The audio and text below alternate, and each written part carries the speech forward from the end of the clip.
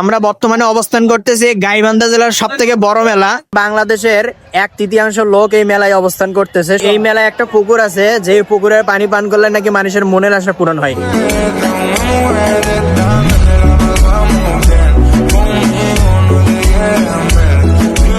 Hello guys, assalamu alaikum.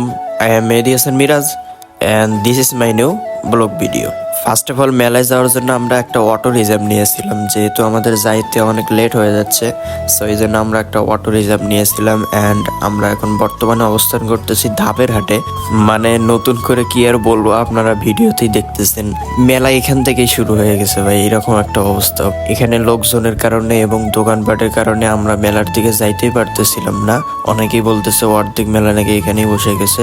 তো যাই হোক, কিছু সময় পর আমরা মেলার দিকে রওনা হয়ে গেলাম।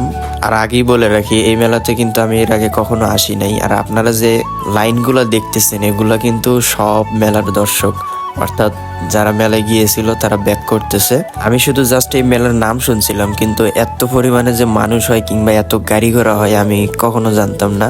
তো নিজ চোখে দেখার পরে একদম অবাক হয়ে গিয়েছিলাম। এই যে কিছুদিন আগে ঈদ গেল, অনেকেই দেখছিলাম যে মন খারাপ, তারপরে মুড ভালো নেই, এই জন্য তারা কি করতেছে, তারা বাসায় শুয়ে থাকবে, ঈদে ঘুরতে যাবে না, ইত্যাদি ইত্যাদি। অথচ মেলায় দেখেন এত পরিমাণে জনসংখ্যা, ওই মানুষগুলো কি মেলায় আসে নাই? তাহলে এই উৎসবগুলো পালন করে, অথচ ঈদের উৎসবগুলো তারা পালন করে না। মোটামুটি মেলা থেকে আমরা প্রায় 1 কিলোমিটার দূরেই আছি, কিন্তু এখানে রাস্তার যে অবস্থা, আমরা ভ্যান থেকে নেমে গেছি, তো এখন পায়ে হাঁটতেছি, দেখি কত সময় লাগে যাইতে।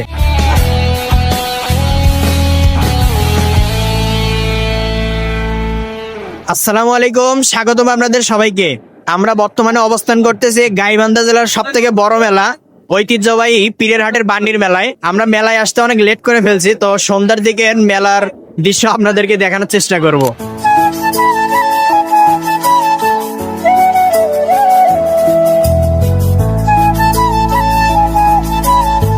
মোটামুটি বাংলাদেশের 1/3 লোক এই মেলায় অবস্থান করতেছে। শুধু কারা আসে নাই জানেন?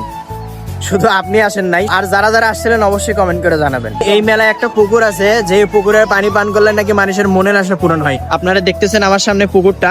আসলে ভাই, মানে আমি কি বলবো, পুকুরের পানি এত পরিমাণ কালো, আমি চোখেই দেখতে পারতেছি না। আর এই পানিগুলা নাকি মানুষ পান করে।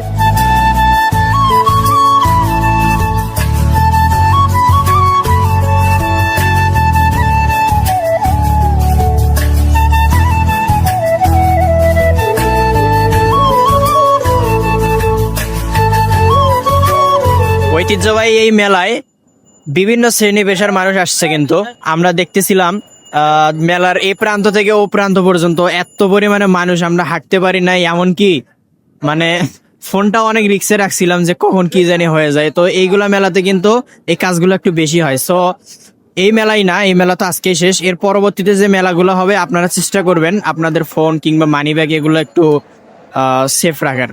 তো ধন্যবাদ সবাইকে।